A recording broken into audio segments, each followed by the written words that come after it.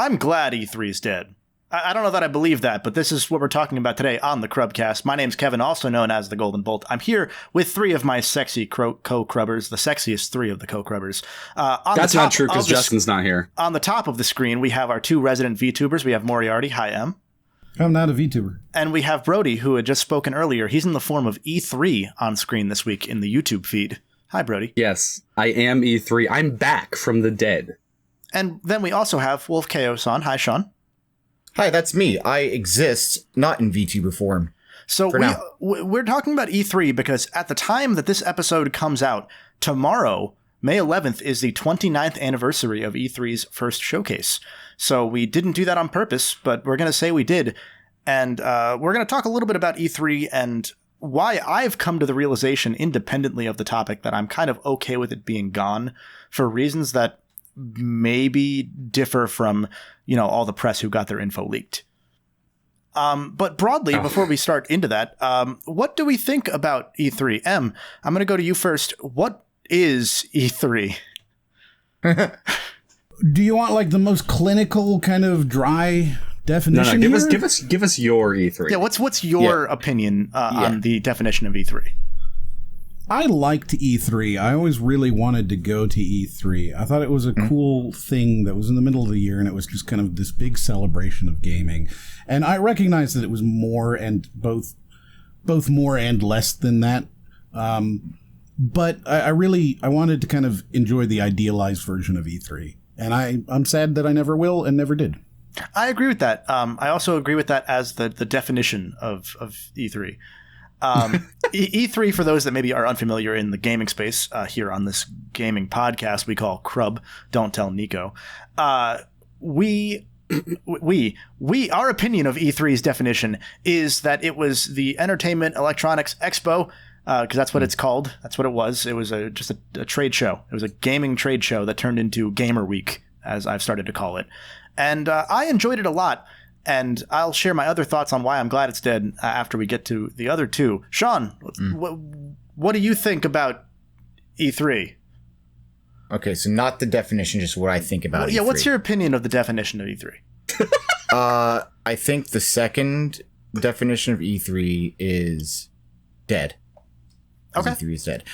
But no, I actually really liked E3. Basically just like, I get to watch these cool trailers. I get to see what's coming out. I get to see a lot of like YouTubers that I watch kind of go to E3 and look at some cool stuff. And it seemed really exciting. It was some place that I always wanted to go to because, I mean, like, why wouldn't I want to go to Nintendo Treehouse and look at Buff Kirby just staring at me and then look to the left and there's a puppet Star Fox? Like that sounds like you picked the worst year for Nintendo's E3 possible. You picked the worst one. No, he didn't pick Wii Music. But also, the reason I always looked forward to E3 since I was young was because I knew that one day we would get Banjo 3, and that's where I'm wearing my Banjo shirt for those of you who are just listening. I like the idea of you back in the early modern era of the internet, before YouTube had any streaming, before Twitch had come into the forefront, watching on your Xbox 360, because that's a thing you could do, and just hoping for Banjo 3, and then your dreams getting crushed year after year. That brings me joy. Yeah. My aunt used to go there all the time, so like I'd always like ask her like, oh, is there anything like I should know about? She's like, oh, I can't tell you. I am sorry, I don't know. Meanwhile, she also didn't know. She just like would go there because the company would send her there. But never got Banjo 3. You should have dressed up like your aunt and you wouldn't even know. No one would know that. Yeah, no, but if you dress up like your aunt, you could get into E3. Yeah, you said I'm not. Steal your passport. Actually, you know what? I like that idea. Brody, what's your opinion of the definition of E3? My opinion of the definition of E3 is what I've always called it: Gamer Christmas. It was the 1 week a year where I felt joy. No, like I remember back in like the late 2000s, I started getting into E3, Game Awards, and all that stuff, and I would literally I would always watch it with my friends, right? Like we would always tune in, because for so much of the early part of the year, you didn't know what was coming out in the later part of the year. And it was like, what do I have to look forward to? And yes, it is an advertisement show and you're just getting excited to be advertised to, but like, I just, that's when the trailers for the cool stuff would come out. And I liked it for the iPhone showcases now. So there's no, like, E3 at least had substance. Yeah. Like it was the kind of thing where I would enjoy it, not just for the event itself, but also for the bonding experience with my friends of like, whether I was watching it in person, which I've done a couple times, or just, over Skype, Discord, whatever it was at the time. It was just fun to react to all of the trailers and stuff with my friends. And it just, it's the kind of thing where E3 in vague spirit is not dead, because obviously we have the Xbox showcase, we have things like Jeff Keighley's Summer Game Fest, but it really is not the same because it is so spread out, because everyone wants to dominate the news cycle for whatever week that they're doing their event. And I understand why from like a financial perspective that they're doing that, but there's something about the pageantry, the event of it all that just really hit in a way that we just don't get anymore, and it makes me sad. I think we can get into a lot of that stuff a little bit later. Yes. Just definitionally, you liked it though. Yes.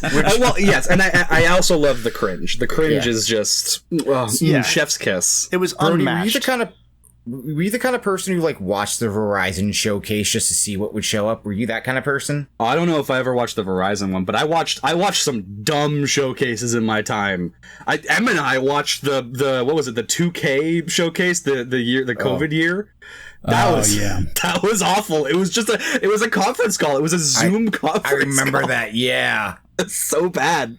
I did not. I remember like putting that on, seeing what's happening, and just was like, "Is this?" And I couldn't even finish the sentence. I just turned it off. I remember that, like, God, I forgot about that. No, and I would love the cringe compilations afterwards. Those, or the people rating it. Like, there was a lot of really good content, both with a capital C and a lowercase c, that came out of E3. So let me paint you my portrait of why I've recently come to the realization that I'm glad E3 is gone, because I'm still conflicted, don't get me wrong. The title is evocative, but the reason I say that I'm glad E3 is dead is because as I've gotten more and more into like looking into the development and production history of all of these different games, especially during the E3 era, I've noticed a trend that came up specifically in like American game development. I'm sure it was the case in European game development and in Japanese game development and anywhere else in the world, but those were the big three regions as far as the E3 era goes.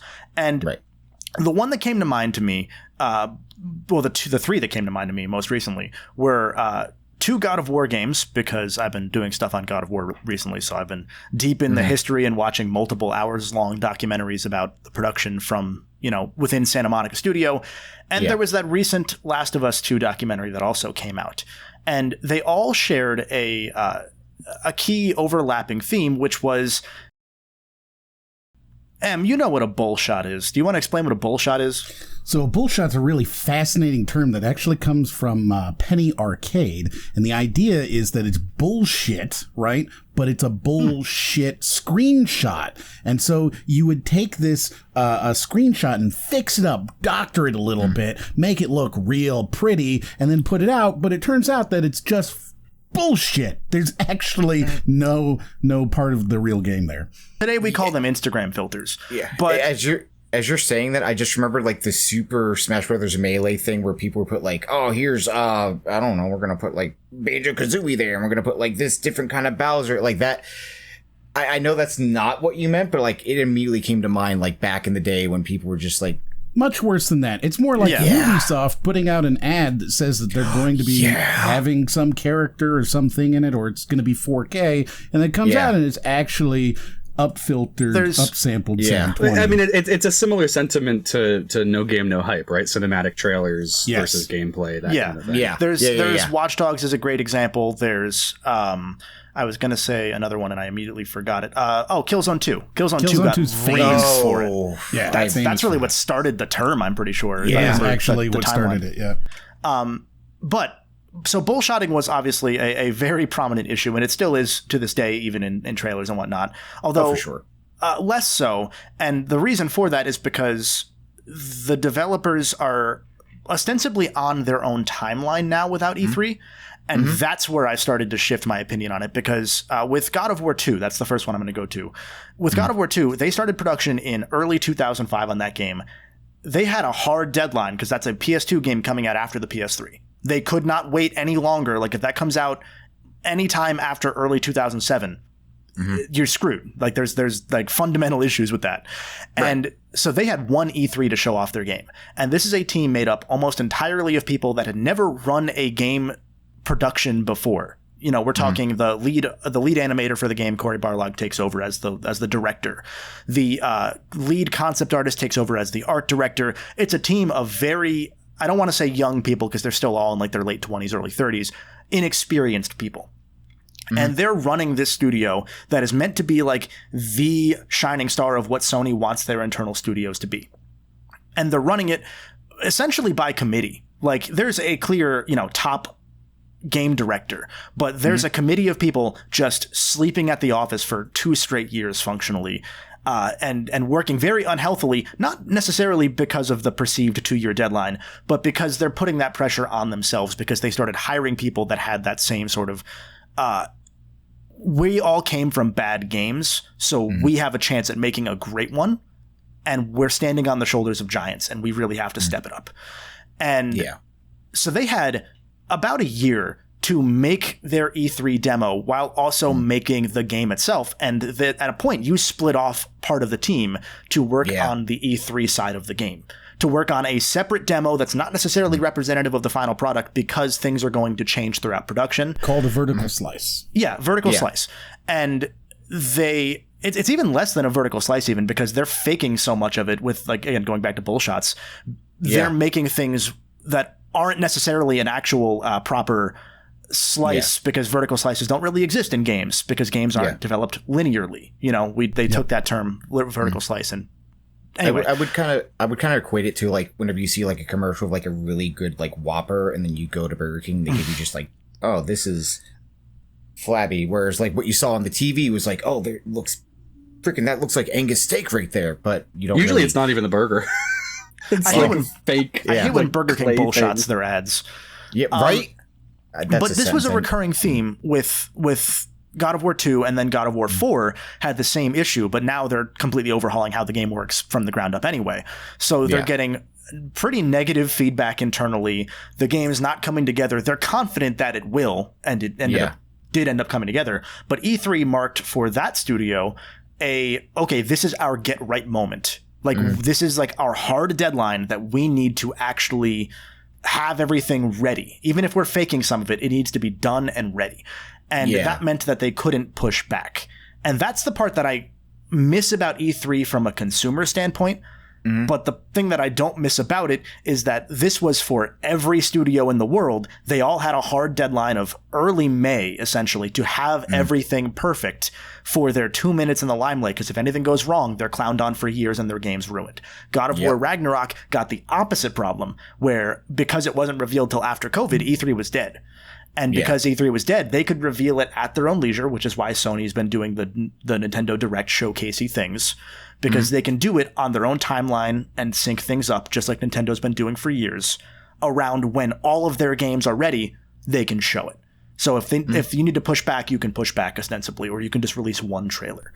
There's definitely a sort of disconnect, right? Because the positives of E3 and the negatives of E3 are the same thing. Right. So E3 served as a really reliable roadmap for the gaming industry. It provided a clear timeline for upcoming releases, and it allowed us to have this sort of central event that anchors the gaming calendar, right? Everything rotated around E3. And now without E3, it's more challenging to keep track of release dates and make informed decisions, and it feels like the absence of E3 has sort of left this void in the gaming community, because it was more than an event, right? And that's the positive side of it. It was more of an event. It was a shared experience that brought gamers together, that brought Brody together with his friends and generated excitement for the future of gaming. And it feels like without E3, we've sort of lost a significant piece of that sort of connection and celebration. And I think that while we have seen digital events like Nintendo and the Xbox Showcase, which they announced today will be, soon, and the PlayStation State of Play and all these other ones, even the Devolver Summer one, Game Fest. all these things, right? While they do step up, I think the thing that they fall short in is impact and anticipation. Like, it's both things, right? Yeah. So the short notice, the narrow focus, it makes it feel less substantial, and it makes it feel more like a news update rather than this sort of grand celebration of gaming. Yeah. And it's more marketing as well. Like, going back to what Brody said, it goes back to, like, we were always being marketed to, but when it's one company marketing to us, it feels different than when every company has their set time in the sun. Yeah. Sean, what were you going to say? Well, that's what I was going to bring up, because like it Take feels that. like okay, God, but yeah, I was going to say, like, it feels like a lot of those like moments don't really hit as hard, because like it'll be like, oh, we're doing a PlayStation showcase tomorrow. It'll also be third-party games. Like, it's always like, oh yeah, you're given like not even 24-hour notice, so you have like no time to like get excited or hype, and it's just like, oh, what's it gonna be? Oh, we're gonna get Silk Song, because I see that nearly every single anytime anything gets announced, I just see Silk Song every single time. I've leaned into the meme of it, right? Like, I love being like, every time a conference goes by without Silk Song, I'll post that no head image. No Silk Song. I love that. That's one of my favorite things to do. But the people who are actually like mad about that are really funny to me. Yeah, and that's actually another thing that like I'm kind of like really not too upset that E3 is gone, is just seeing all the like anger from like just Twitter or like online. Oh, it's still there. It's just now they force it. Now they get mad about. I'm not even gonna say it. Yeah, but now, like, when I'm like excited, because like during E3, I'd like be online, I'd be like looking at stuff, I'd be like trying to talk to people that I'm really excited, like, oh yeah, this game's coming out, sweet, you're also excited, and then just like one person comes in and is like, I hope every developer there never gets to see that game come out, and it's just like, it was just like so much anger. That jumps into like again, like that's where I don't want to sound like I'm just glad that E3 is dead, because I do miss Gamer Week. I do miss like that. Oh, absolutely. I like that there are still showcases like Gamescom, but they're not nearly as big. Tokyo Game Show's never going to be as big as E3 was in our sphere. The Paris Games Week has actually come up in recent years. I'm digging it, because that's where like Ghost of Tsushima was announced. Yeah, and Sony had been taking their opportunities to like move stuff to different events for a while. They did a lot of stuff with PlayStation All-Stars even back 10 years ago. In like Tokyo Game Show and at Gamescom, they really focused on that wider spread. But the thing, like, so going back to God of War Ragnarok, like, we saw that those developers got death threats because they weren't announcing a release date and showing stuff until it was ready. And that's the other trade-off, is when you don't give, as much as none of us like crunch culture, if you don't give a hard deadline, and every deadline is soft, games go over budget. So you see Spider-Man goes over budget. That one actually came out on time at the very least, but like, it goes over budget mainly because of COVID, but I can guarantee you Ragnarok went over budget independent of COVID, because it took an extra year. Part of that given is COVID, but like you have that. Go ahead. I was just saying, we just saw like recently, Square Enix just like canceled a game because it was going over budget, and we have no idea what it was, but it was like over 130 million. And they were just like, yep, nope, that's enough. We just got to cut that loss. It was Foam Stars. Very secretly, it was Foam Stars, even though that game exists and is out. It was definitely Foam Stars. Yeah, it's gone now. And then to jump into the third of my examples here was The Last of Us 2, because they also had a documentary about the production that came out recently. And one thing that I like about a lot of the recent big budget Sony games, although Ragnarok didn't get one, but God of War really started it for Sony, is that they tended to have long form documentaries made about the production of their games. And the longer a documentary is about a game's production, the more honest it is. If it's 20 minutes, it's just an ad. If it's 20 minutes, it's just there to hype you up. The God of War 2 one is as long as that 2-hour God of War 4 one. And this is before we were like talking about game development in this way. So you get the full gambit in that game's case of like the actors saying, "Oh, I would never work in a game. I didn't know it was a game, and then they gave me a lot of money, so I did it."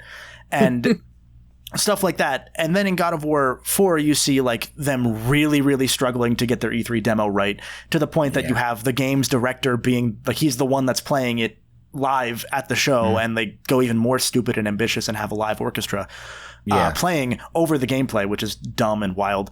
With The Last of Us 2, there's a whole thing where that film crew, when they went into post, they did a supercut back and forth of one of the game's producers saying something like, when we make our E3 demo, we're 9 months out from E3. We're going to finish this demo and we're not going to touch it. We're not going to touch it one bit, because every time we do, things go wrong. We always do. And it's a mistake. You got to let it sit in the fridge for a while. And they cut back and forth between this and then them saying, oh no, like we went back and did more stuff, because now the demo 9 months later would have been so different than what the game has become in those 9 months. Because again, game development's not linear. You don't make one level and it's fully polished and done, and then you move on to the next. Yep. And which is why we get these demos that come through and they are so vastly different. Colonial Marines was brought up because we record this live in front of a Twitch chat. In our Twitch chat, Colonial Marines was brought up, which is sort of famous because their video trailer and the demo that they put out before the game came out is so very, very vastly different from the final finished product. And that's why. It's because it is not the same thing. It is a totally separate piece of software that was developed on similar-ish tools to achieve the goal of selling it to you.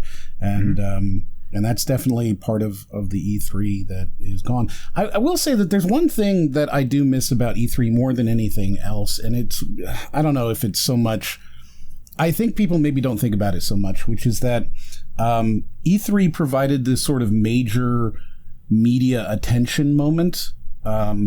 It created this sort of moment of buzz for the gaming industry, and I don't mean that so much in terms of, Ubisoft or EA, because, they're going to get their stuff out there. They're going to put out a thing regardless. Yeah. What I do mean it for is smaller developers and indie games, right? Because E3 was a huge, invaluable platform for that kind of exposure and discovery. There would be the PC gaming thing, there'd be the cozy games, there'd be this, there'd be that farming game, whatever, right? Like, and it would provide an opportunity for these very small titles that are, maybe 1 to 4 developers or whatever, and they're titles that nobody's really going to go out there and seek out themselves. Right? And they could stand alongside these big budget releases. They could attract attention. They could get media. They could get gamer attention. They could get wish lists. And I feel that the absence of E3, because PlayStation, right, they're going to put a very specific kind of indie game into their state of play. Xbox is going to put a very specific kind of indie game into their state of play. And we're not going to get any of these sort of like, oh, that's a weird one. That's a banana. Why is there a banana? I don't understand kind of indie, trailers that we used to get. And I feel that without E3, right, it's more difficult for those kind of indie games to kind of gain traction and build buzz. And that may impact, I don't know, visibility at least, but certainly success. Yeah. And it's to the point that a lot of indie studios, and this is even in the E3 era, this had become the case, but a lot of indie teams essentially have to become their own micro-influencers to make things work. And speaking as a group of influencers, as much as I hate that word, it's not easy. It's annoying to have to fight 14 different algorithms to get your stuff out there. And sometimes you just hope. And that's what a lot of developers have to do, because, most indie games. Yeah. Like I would say that, I'm not an expert, but I'm pretty much an expert with YouTube, right? I understand it. I may not make the best content in the world, but I know that I could, and I know what makes it, work. Right. I think that, Kevin, you understand YouTube. You may not make, Logan Paul videos, but you know why they work, and you could make them if you wanted to. And I think that sort of level of experience and understanding is something that is kind of difficult to expect from maybe a single solo developer making the next Stardew Valley. Right. Yeah, absolutely. Yeah. And I think that's... Oh, go ahead. No, go ahead.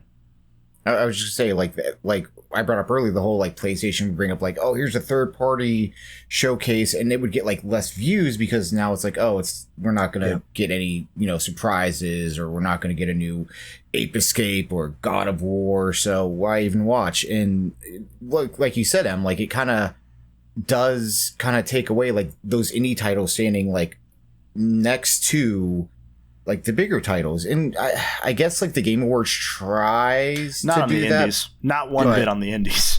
Game Awards is a whole. Game Awards is worse than E3 E3 yeah, in we're that not gonna talk regard. about that. But it is definitely one of those things that like I didn't really think about until you like mentioned that, Em. Like, yeah, no, I 100% agree with that. I never really thought about that until right this second. Yeah, I was going to say it's tough was the gist of what I was going to say a moment ago. And it's even tougher because the funniest part is the company that killed E3 the hardest is the one that was most prepared for E3 most years, which was Nintendo.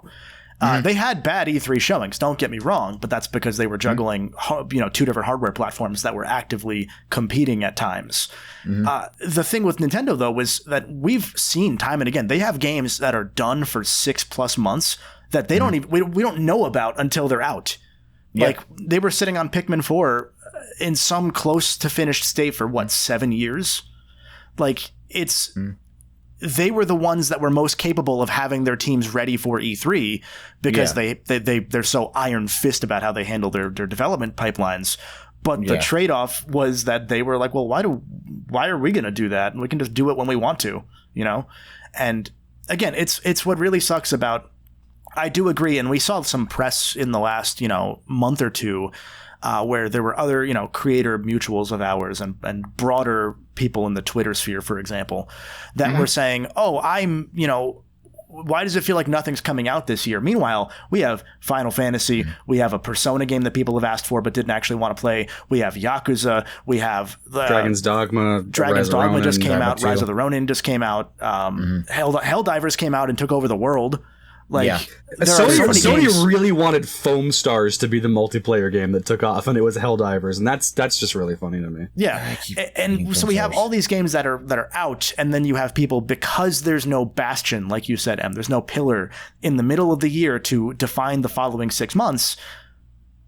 People feel lost, and that's again one of those things that it's the trade-off of E3. I'm glad that the people behind these games don't have to struggle as much, but the problem is it was the big studios that were the ones most struggling with those issues, and like you said, now the small studios don't get the benefit of having all those eyes. I'll tell you another thing that kind of comes along with the exact same issue, because again, all of these things are intertwined. They're so intertwined. It's crazy. But without having this sort of a clear release schedule that is sort of anchored by E3, one of the things that I don't think anybody expected was that consumer decision-making and purchasing habits have changed.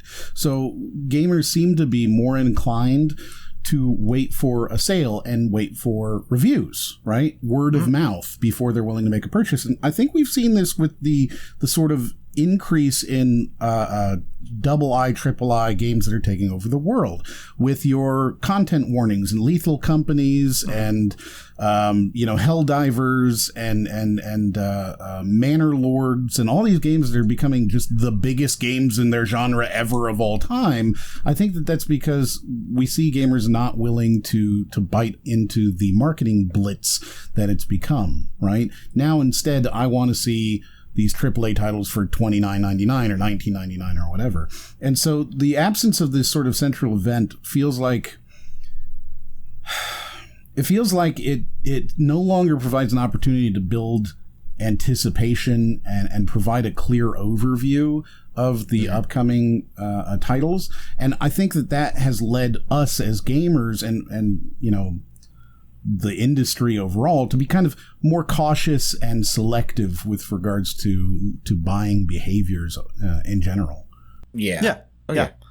Absolutely. I was going to say we should talk about Summer Games Fest a little bit. And one of the cool things that Summer Games Fest does is there's a set of games that tend to have demos as part of their show. And that's a great boon for a lot of the smaller companies that would have, benefited the most from an E3. The trade-off is, again, in the same way, those companies now need to have things ready by Summer Games Fest, and now they need to be playable by people. And you got to be careful, because then your source code could get leaked or something in the process of giving out this demo.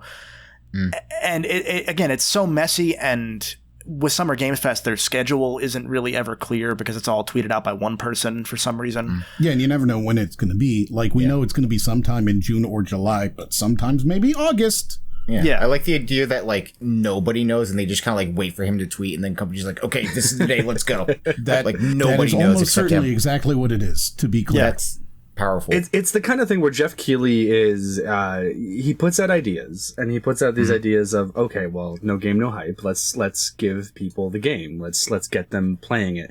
And he doesn't follow his own rules, because he's definitely allowed cinematic trailers at his things. Remember that Fast and Furious game that they got paid a ton for? The game's good. I just got word. The movie, I just saw the movie trailer. Oh, it's going to be so good. We can't talk about that. Let's get back onto and that's the thing. Not to jump on what you were saying, Brody, is the worst part about like a Summer Games Fest is you do get a lot of these, indie deep cuts, but you're only going to find them via Twitter or via your preferred creator or influencer or Discord server, because Jeff Keighley, the person who's heading up all of this in the broadest sense, is only going to promote the stuff that he is either personally invested in, or that is paying the most money, or that gets him close to somebody with clout. And or introduces in the him case to of Kojima, again. all three. Yeah. And what did you say there? Or it introduces him to Kojima again. Yes. Okay, you all said the same thing. Got it. Yeah, absolutely. It's frustrating because, yes, It's in the same... Yeah. It's difficult in a different way, too. And I super sympathize with game developers in this way, is that...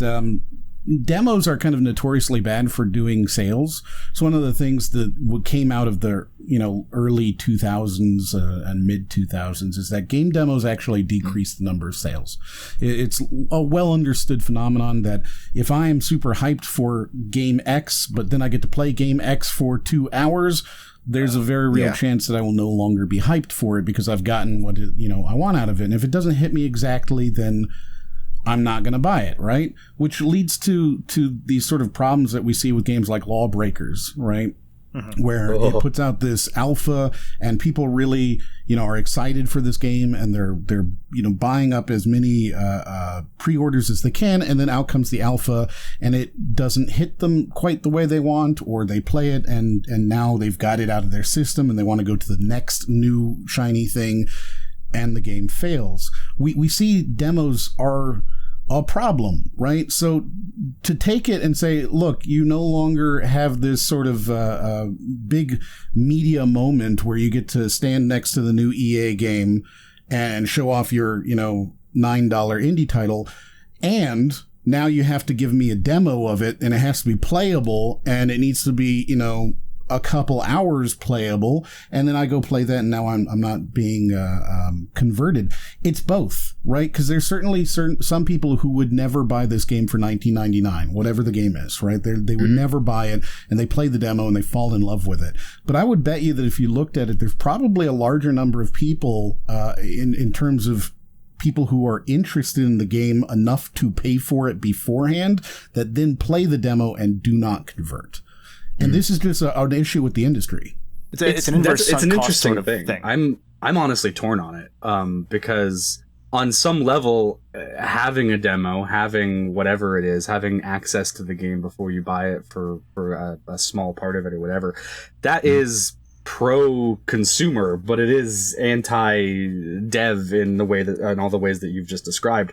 So I'm honestly really torn on what the right thing to do there is. Obviously, I don't think anyone's making a decision based on what the right thing is, but it's I don't think you can. It's combative, right? Like, what's good for the dev is not good for the consumer in this case. A better refund policy is best for everybody, if you want to be frank. Which, Steam is leading the way on that one. Yeah. And it's interesting because even in Sony's case, the top tier of their PlayStation Plus has 5-hour game trials that are just the finished game, and you play for however long you can get in 5 hours. And it's interesting that they were able to convince these studios to allow them to do that, because maybe in a digital sense with a service you already have and you get it at a discount, maybe that's enough where you've been able to sink 5 hours of on your terms gameplay into it, that you then get that sunk cost that I was referring to a bit ago. Because if you spend $20 on a game, you're probably going to play it a little bit longer than if you just play a demo and then say, oh, cool, it's not exactly what I would have spent $20 on. Or I might have, but now, like you said, you got your fill. What's the point? Because you're already like halfway through. Yeah. Yeah, I mean that's a good example, Kevin, because it makes me think of two things. One of which is, I remember back on the PlayStation 3, I downloaded the Just Cause 2 demo, and the way that demo worked is you could play it for half an hour, and you only had sort of the starter area to go around in, but it was a big area, and I played it over and over and over for half an hour until finally I was like, I want to see the rest of this game, and I don't want to be stopped anymore, and I'm gonna buy it. And then the other thing that I thought of, I've already forgotten while saying that, so move on. I love that. I'll throw out go ahead, John, go on. Oh, I was just going to say, fun fact, so you bring up like the whole 5 hours on PlayStation. You know what's not 5 hours to play on PlayStation for free? Lord of the Rings Gollum. You only get 2 hours of that game. And I spent all 2 hours on that game. 3 hours to beat it. Great. Well, you know what gets you more than 5 hours or 2 hours of Lord of the Rings Gollum styled content? Patreon.com/Crub. Or if you're watching on the YouTube feed, you can hit the join button. For as little as $5 a month, you get access to every bit of video content that we ever make. So we stream these live on Twitch, as Em said. You get the full VOD with the pre and post shows, so you can watch everything early at your leisure and watch all of the shenanigans we get up to in the pre and post shows, which is usually significant. There are some interesting pre and post shows out there that we've done. You also get all the other bonus content that we've done in video form, whether it's individual discussions. Sean's been doing tier listy things now with some of the co-crubbers. Trav and I have been playing Overcooked just to see if we can 3-star everything in Overcooked. We can't, but it's been a lot of fun. Patreon.com/Crub, or hit the join button. Or if you're on Twitch, you can subscribe. You get all that video content right in our Discord, which is crub.org/join. There's our plug. That's a good plug, Kevin, and it gave me the time to remember the second thing I was going to say. I did it. Yeah. Did you? So let's move on to somebody else. Oh God, no. Okay. So what I was going to say is that with the services like PlayStation Plus or PlayStation Now or whatever you want to call it, or Game Pass, I've always had the experience, and it kind of feeds into the idea of the smaller indie games advertising with the bigger ones, which is. There are so many games I've gotten from PlayStation Plus that I would have never batted an eye looking at on the PlayStation Store. My favorite game of 2014, Mercenary Kings, was a random PS Plus drop in like April or something, and it was incredible, amazing. I wouldn't have looked twice at it. I think the difference there, though, Brody, is that those games are being monetized, right? Like the developers are being paid to offer those titles, so they're at least making some money. Whereas with a demo, you're getting that same experience of getting it for free, but then you're being asked, "Do you want to pay for this?" And most people are going to say, "No." Yeah, it's the store. I have a good comparison here that I want to make. So screw you, Brody. It's like going to a store and getting the free samples at Costco. That's a demo, and then you're like, oh, I don't need any more of that in my life. Most of the time, you just want the free sample. Yeah. Versus when Costco goes and pays people wholesale for the product, at least that distributor is making money, even if it's less money than they would have made from sales. They probably wouldn't have gotten. Absolutely. I was comparing it more to the having the indie game at E3 alongside. Yeah, I just wanted FIFA I just wanted to mention Costco samples. Honestly, yeah, Costco. I think we should get real into Costco. What I think is really difficult here is that we've seen a sort of a move towards personal connection in terms of marketing, right? We've got these sort of digital focused targeted campaigns that we started to see from everybody. And none of them are able to sort of replicate the excitement or the community that E3 did. And for what it's worth, I don't think that E3 was particularly well done. We had so many issues. Every year I would come away from it and be like, boy, could have watched anything else. Who gave EA a shot? Yeah, I could have watched literally anything else, but I watched that. That was my time spent. Woo! That was a thing. But it's still, there's nothing quite like it. And I think this is why we see that the biggest events of the year are things like the Xbox Showcase and the PlayStation State of Play, because they represent more than a single developer. I tell you, I don't want to watch ever another Ubisoft thing. I don't care. They're gonna show me the next Assassin's Creed. Make a meme with me, Em. Make a meme. What? So they're going to just show me the next Assassin's Creed or whatever, and I don't want that. I want to see more things, and I think that's why we see everybody sort of gravitating towards these bigger console-specific ones, because they have a better chance, right? They can command my attention for an hour or two to show me 50 games. Right. There's absolutely no way that EA could put on their whatever it used to be called thing. And what was it was like the EA, I think it was also called the State of Play, but I don't remember. It might have been, yeah. There's no way that EA can put that on and then be like, and watch it for 2 hours, please. Yeah. And even like their 10-minute showcases, like either there's a lot that they're cutting out, or like, what's the point of streaming a 10-minute showcase and then like you get the social engagement, but it's all just chat posting L. Like, it's hard when it's not. It's tough because Summer Games Fest kind of democratized it a little bit, but not really. It's just that there's a quiet dictatorship, and the three dictators that we're talking about that run the new modern version of E3 with the States of Play and the Xbox Showcase, or the Xbox Apology podcast. I just wanted to mention the Xbox Apology podcast because that was really good. I want more of those. Beautiful.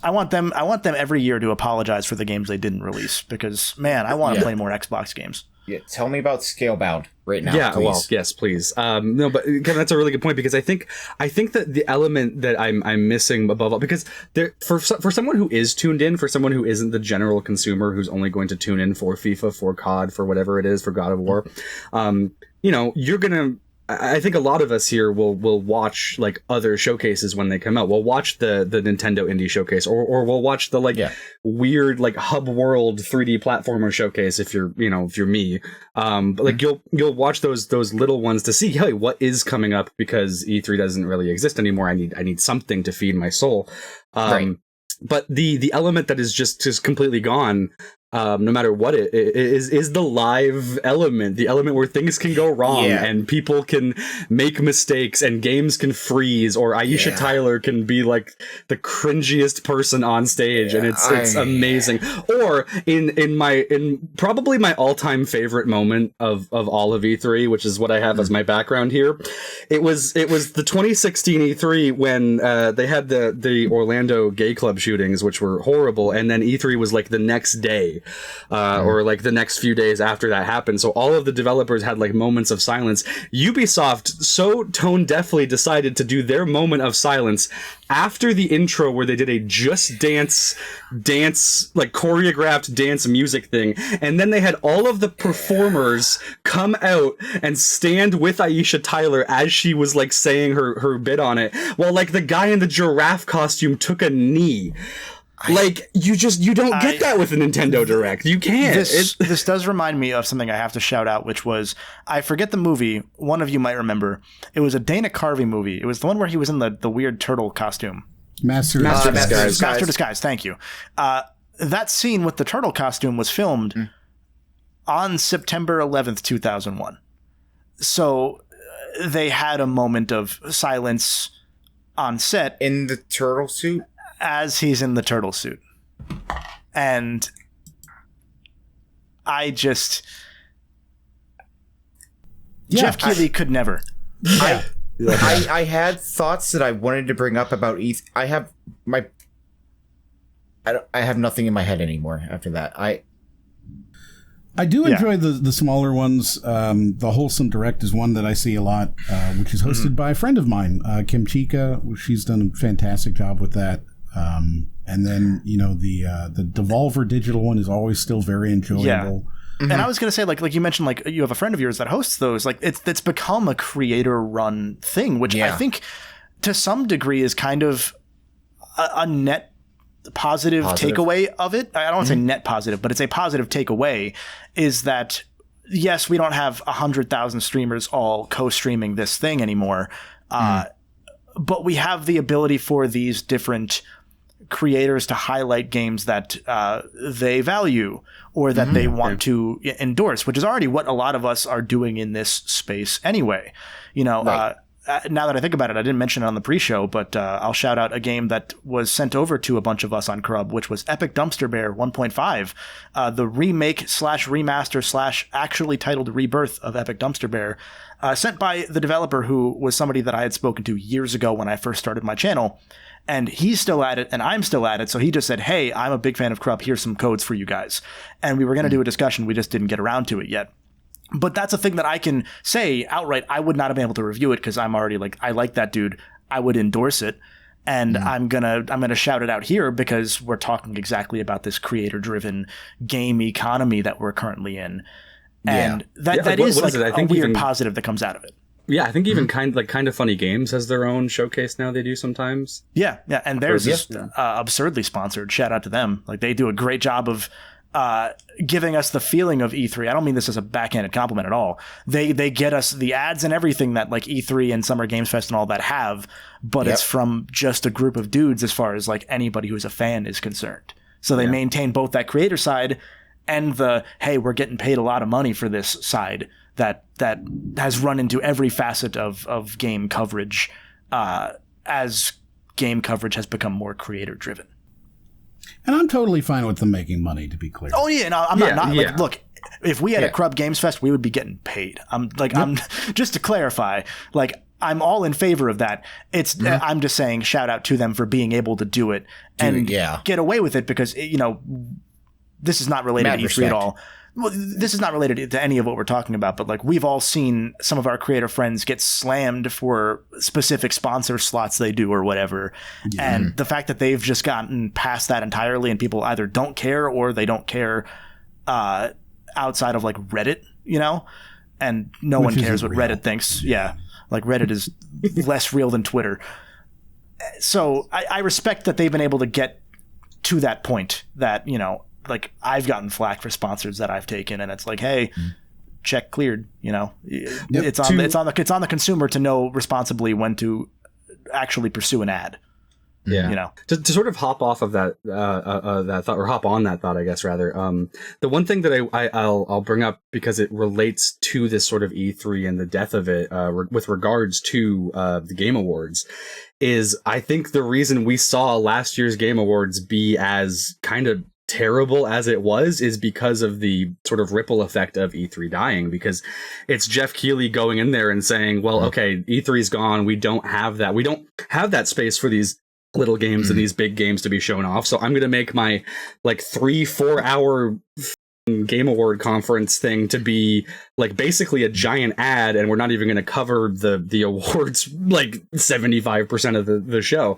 And it was this It was awful. I used to enjoy the Game Awards as sort of the halfway point between where E3 was on the opposite end of the year, so that I could have that 6-month check-in of okay, what's some new stuff coming out in the next year that's going to be cool. But last year's got to the point where it was okay, this is too much. This is too much advertisement. I want this show to still be a celebration of games as an award show. As ridiculous as an award show is, because they are just arbitrary, but he does it, he started it because he wants to get it on the games on the level of movies or whatever. They have the Oscars, they have the whatever they have, or music has the Grammys. And viewership wise, credit to him. Yeah. He's succeeded, whether that's entirely due to his endeavors. I would say a lot of it genuinely is, but you could argue that some game show would have done it if not for him. Sure, you could argue that, but the trade-off is the BAFTAs do a great job of their award ceremonies where it is a celebration of games, but nobody watches those. I've watched them. Nobody watches those. They're really good though. I enjoy them quite a bit. Yeah. And I do too. I would love to see something and this is again not really related to the E3 topic. I would love to see something like how the Oscars have a backstage press conference for the winners. Yeah. Because then you just put that on your YouTube and your Twitter, and you get extra engagement for not much more effort, and you get the individual press outlets being able to ask questions related to whatever it is, and then get their sound bites out to further your social. I don't understand why that's not being done. Like, that's what it comes down to, is that's the opportunity for them to be an advertisement show and still have it be about the awards.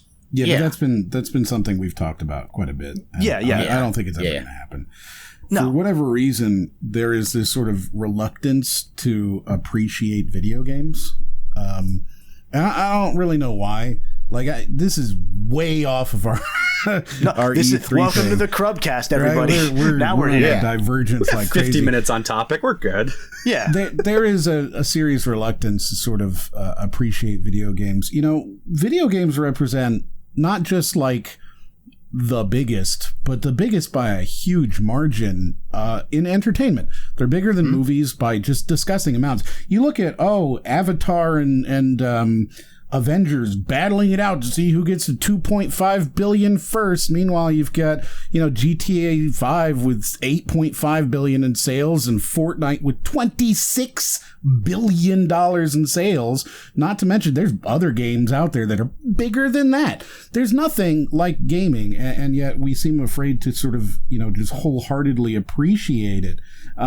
I would love to see sort of the metrics on, I mean, obviously we know that gaming's grown so much, but I would love to see the metrics on how other sort of specifically interactive entertainment has gone down since then, because I feel like the market was always there. It just wasn't reaching a lot of people for a very Gaming's long time. Everyone, Brody, at this point. No, it's everybody. Everybody has a mobile, device, and they're all playing some sort of game, and I don't know. It is shocking to me how we seem to be still in this sort of old boomer mentality that video games are some weird thing for children, and they're not to be, sort of appreciated like any other sort of media. And I really don't understand the mentality. Taking it from movies in 2021, the video game industry was larger than the box office. That's huge. That's massive. Box. Yeah. Yeah. It was bigger than the box office. That's crazy. And that's independent of, obviously 2021 was still partially a COVID year. That's independent of that, because that's still every other year anyway. And I'm pretty sure even if you exclude games as a service revenue, if we're talking pure game sales and game consumption, it's still above it. And thankfully we are getting to the point that that's widely accepted by people. It's just that there's a weird press element, because I think games, it goes back to why Roger Ebert initially didn't consider games an art form, games because there was player art. Okay, right. Yeah, he did walk that back, to his credit. He did, yes. And his reasoning wasn't awful. I don't agree with it, but it was because there is player agency. It's not a static art form. And his opinion of an art form was that it was a static thing. I don't agree with that, but we're getting to the point that people don't want to perceive games as, like you said, Em, an art form to be celebrated, because they're busy getting mad at their multiplayer. There's that disconnect between these two different facets of gaming. Yeah. And it's why people are so mad in recent years about the AAA dad simulator games that have cropped up over the years. Yeah. In the post Last of Us era. Oh, okay. It's a lot of it's mainly aimed at the Sony stuff, which, hey, knock them. I get it. I don't like that all their games are the same, but also they're the same because people are buying them more than ever before. They found a formula and it works for them, and that sucks for us that they try and re-release Ape Escape on PS5 and no one cares because, hey, it turns out that's not the audience anymore. They all went to Nintendo. Yeah, and I would say the good thing about it all is obviously we are trending towards getting to there, because generationally more people are just playing more games. So we're gonna get there. It's gonna be in the public eye in that way. I think the frustrating part is just that it does make discussion a little bit harder right now, because it's okay, yeah, maybe I want to talk about how games are the art form they are, but we have single player and multiplayer. There's a movie like Spider-Verse, which combines two mediums, where it's 2D animation with 3D animation in sort of this really unique way. There was going to be a Spider-Verse game at one point. Yeah. But then we have, with regards to games, we have so many games now that are trying to mix mediums, and mediums that could only be mixed in games alongside mediums that could be mixed in other ones. But we have games that are sort of this pseudo single player multiplayer experience, like Death Stranding, like Journey back on the PlayStation 3, even the first Strand type game. Yeah. Yeah, right. Like Dark Souls, even, right? Like there's these sort of mixed media. I don't really know what else to call them other than mixed media, because that is functionally what they are. And it's really cool to like discuss that and how that affects art and how multiplayer affects art. But it is difficult to get that conversation out there and to get people talking about that kind of thing, because it requires so many like caveats and information to like and context to get there in the first place. Whereas going forward, I think we're going to see most people are going to be able to engage in those conversations without all of that, which is really nice. I agree. Go ahead, John. I mean, like we had a conversation, like a podcast, like I don't even know what number, but we had a conversation about how, like, is video game music really music, and like the connotations that come with that, because a lot of people still don't believe in that, despite it clearly, you know, being music. And it's really disheartening, because like there are some bangers out there, and just to see people just say, no, I don't want to listen to that. I don't care. I really appreciate that. More people should listen to video game music, because there's some bangers out there. There are some bangers. I was going to say, like, with regards to multiplayer game design being its own sort of art form, because it is. I'll shout out a game that isn't really artistic whatsoever that we're covering later. Later this month, at the time of you watching or listening to this on your favorite platform of choice, which is the first thing we're covering for Book Crub. And we'll have you explain Book Crub in a moment, but we're talking about Fallout 76 there. What is Book Crub? Book Crub is a book club, but for video games. And you can come in and join our Discord and hang out with us, and we will play a game over the course of a month. And then at the end of the month, all of us who feel like it will get together into a phone call on Discord. Voice chat. Yeah. And then we'll talk about that game, sort of like we do here, but in private and for money. Yes, it is part of the Patreon /Crubscriber suite. So if you are Crubscribed either on the Twitch or you hit the join button on YouTube to become a member, you can get access to that. It was voted on by the Crubscribers that we would do Fallout 76 because that game is free and trendy. And I want to talk about how that's similar to how a Metal Gear Solid 5 multiplayer did this. It has like the mutually assured destruction concept, which is a really cool artistic concept, where everyone has the chance to fire off a nuke in Fallout 76, and it can actually destroy part of the map forever until you load up a different server or whatever. And I think that that's a fascinating element, and obviously it took a while for that to come into play, because gamers are not nice, and so eventually it got to the point that Fallout 76 turned off PvP by default, just to stop people from being jerks to one another. But it's an interesting social experiment at that point, if not its own art thing. Fallout and a social experiment? I don't think those fit together. Gosh. What's funny is I played Fallout 76 with some people in chat and the Discord, whatever, voice chat. And what we all, like, 3 of us chose like the fighter, the slugger thing, and just like ran around shanking people the entire time. Like that was just Fallout 76. Like, and we didn't talk about doing it. We just like instinctually were like, yeah, I just want to walk around and just stab robots. And can you do that in movies? No, I don't. No, you can't. You don't think like that in movies. I mean, you I could. don't know where I was going with that. I think that's what Dune was about, right?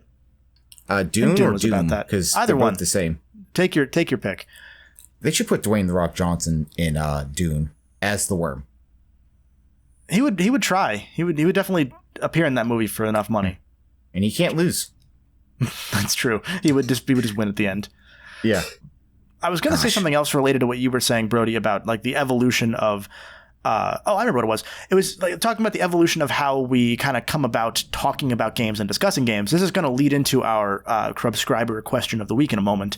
But if I'm going to get into fart sniffing mode for a little bit here, there's an interesting element where a lot of that has been creator driven, where we start to appreciate the people behind the games more, because a lot of the time, if it's not in one of those pre-filmed either puff pieces or actual documentaries about the behind the scenes of games, a lot of it has been done now by the creators. Like I do it a good amount because I like learning about this stuff, and I'm a nerd, and I like sharing the stuff that I'm learning. And so we're getting to the point that people are starting to realize in the YouTube consumer space, I'll call it that, that, oh, we can be more accepting of things like delays and whatnot, because it usually means, I mean, in games cases, in the case of games, delays usually mean you're crunching for longer, but that's neither here nor there. That's just, game development sucks. It's a weird combination of art form and suffering. So I guess it's just art if you look at it that way. Yeah, I was going to say, that's just art. Yeah. Before we do get to the official part of it, where it is the Patreon question, the Crubscriber question, I wanted to sort of say, with regards to the void that E3 has left, as sort of a final thought. Obviously, we touched on, you know, their Gamescom, Paris Games Week, Tokyo Game Show, all of these replacements, or these would-be replacements, or the stuff that they're trying to replace E3 with, Summer Games Fest. And obviously, and we talked about the Game Awards sort of not being the celebration that we really want it to be, even if it's kind of trying most of the time. One thing that I really noticed, and I don't really think it's my shame as a gamer and as an artist, that I never really paid attention to it all that much up until the Game Awards shat the bed.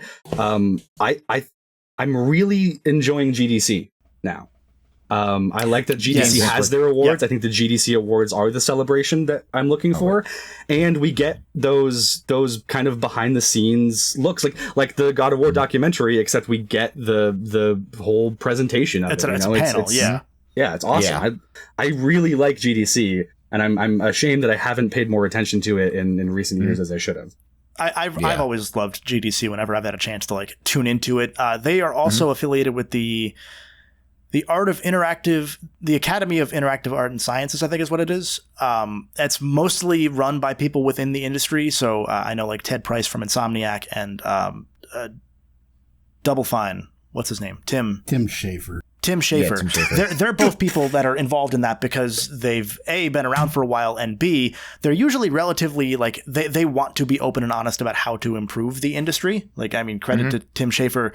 His documentaries about his games are usually 40 hours long and make him look like a dick, because game development is hard and you're going to look like a dick. And the point is that GDC is affiliated with them, and also gamedeveloper.com/game developer magazine formerly. Big recommend both of those sources for if you ever want to dig into that sort of stuff. It's always really fascinating and a lot more grounded than a lot of other gaming press interview sets tend to be, because a lot of them just, again, tend to be more puff pieces and marketing, which tends to suck because it's just very surface level questions, or tell us about this thing instead of tell us about what it was like making this thing. And the distinction is important to nerds like us. And speaking of nerds like us, it's time for the Patreon/Crubscriber question of the week, which is related to exactly that. This was from Larkrin, who asked this in the Twitch chat during our pre-show. Again, if you are a Crubscriber, you can always ask him there as well. There's a Google form if you are a Crubscriber in any fashion where you can submit them ahead of time. Larkrin has asked us, has your intensive knowledge of a subject ever impeded your ability to talk about that subject with others? M, go to you first. Boy, YouTube in general, man, this is one of the things that I think anybody who spends any significant amount of time in the YouTube kind of culture gets to, which is that most people really don't understand what it is to make content and what it consists of. I hate to say normies, but normies, right? When you see them and you go, oh yeah, so I do YouTube, and they're like, oh, that's cool. Do you know PewDiePie? How many plaques do you have? 7. And if you're like, oh, well, I've got a video that did, 600,000 views this month. They're like, oh yeah, I watched a video with 7 million views, and you're like, that's cool. So YouTube is my answer. Yeah, that's. Yeah, I'll defer to that for now. We can go into more detail in a bit. Brody, what about you? Has your intensive knowledge of a subject made it hard to discuss?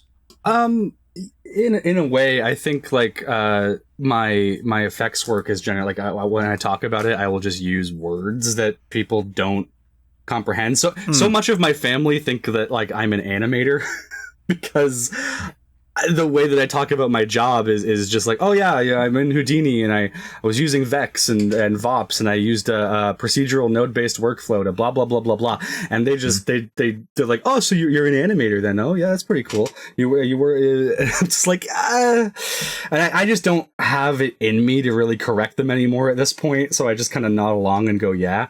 The other thing though is just games as a whole, right? Like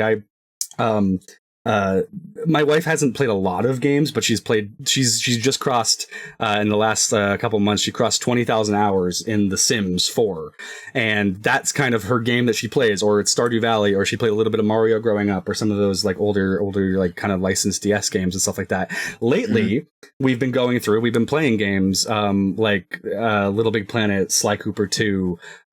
She's played through, oh, I can't even remember, because we played a lot of them now, and I've noticed that as we've gone through these games, it's become a lot easier to sort of just say, like just go full Brody mode and just talk about these games for like a long amount of time. There's no way that your partner has gone full Brody mode yet, because you have not discussed Shades of Spyro Purple.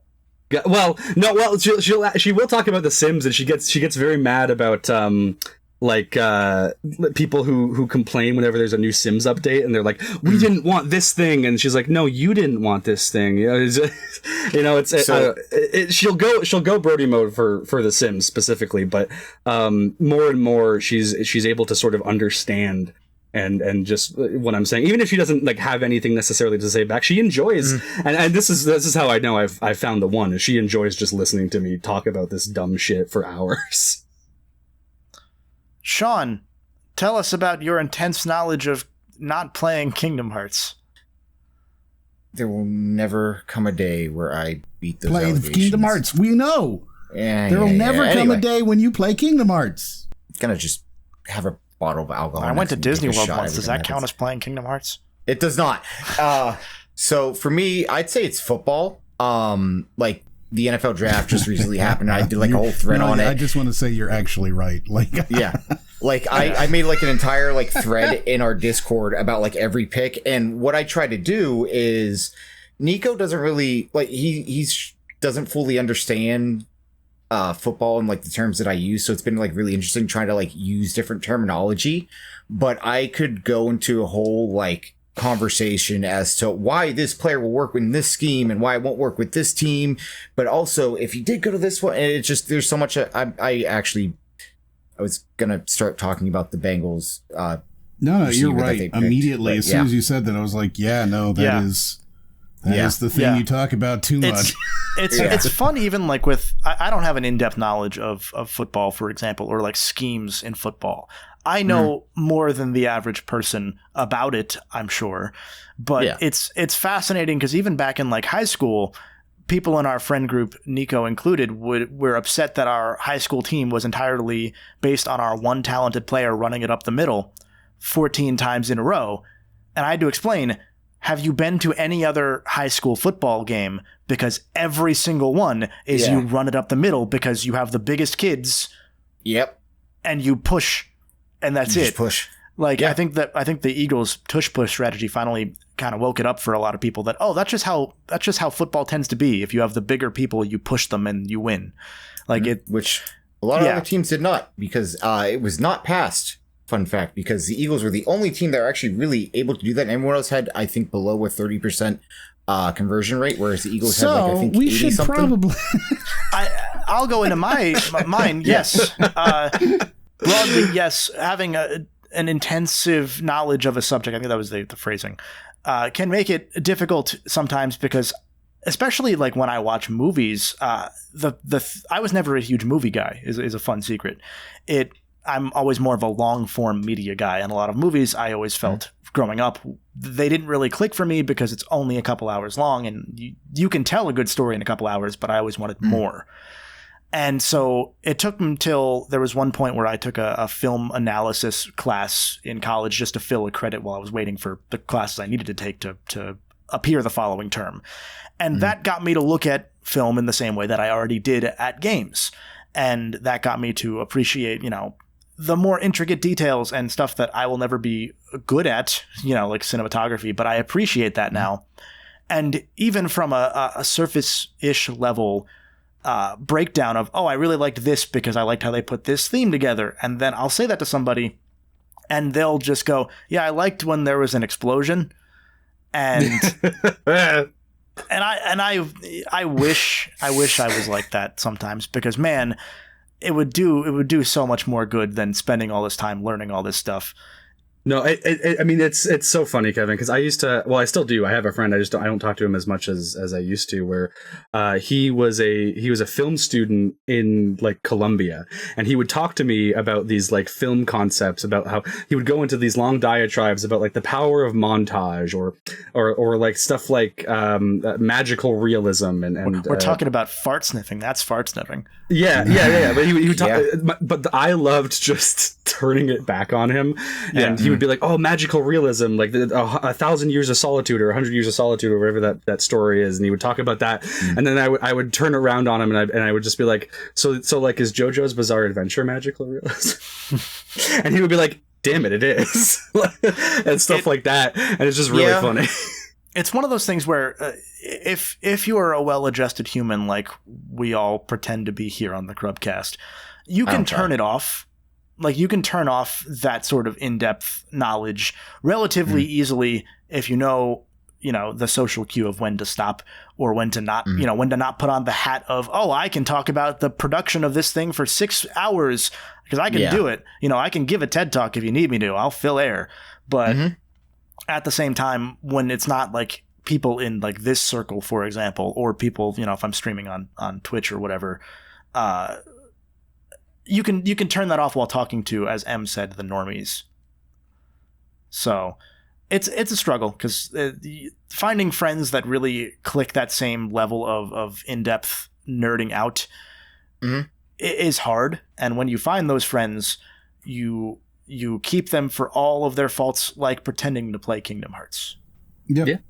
I mean, I already told this story on the podcast. I'm not going to go into it, but I made my best friend in college on the first day by bringing up Infamous, and we just talked about it.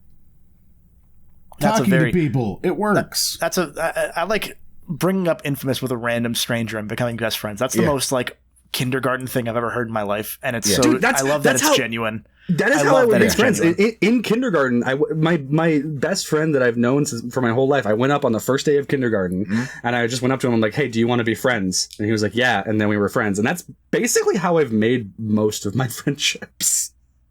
Yeah, I feel like you said something like that to me. You were like, "Hey, look at my Cookie Monster hat," and I said, "You're not going to leave me alone," and you didn't leave me alone, and now we're friends. None of that happened. In my case, it would be a Domo hat. I used to have a Domo hat. Is that how it happened? I'm going to say yes. Well, there we go.